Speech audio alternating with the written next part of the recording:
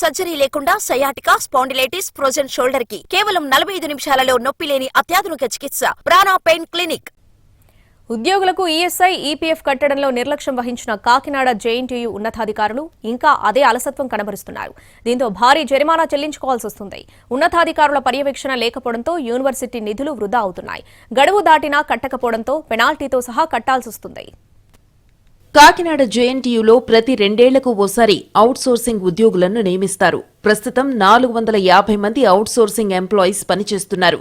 జీతభత్యాలు, ESI, ఈపీఎఫ్లన్నీ outsourcing ఏజెన్సీయే చూసుకోవాలి. అయితే గతేడాది జేఎన్టీయూలో అవుట్సోర్సింగ్ సేవలు అందించే ప్రైవేట్ ఏజెన్సీ నియామకాన్ని చేపట్టలేదు.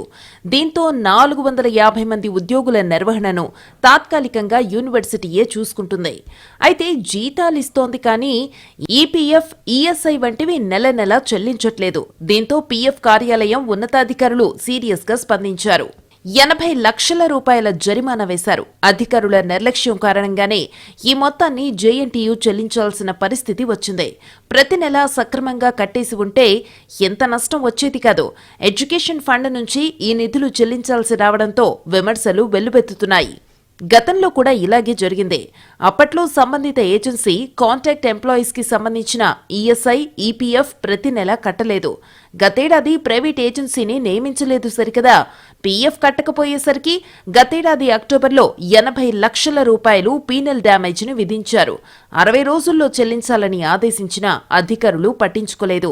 గడువు దాటడంతో ఇప్పుడు ఆ మొత్తం పెనాల్టీతో కలిపి ₹1 కోటి పైబడింది.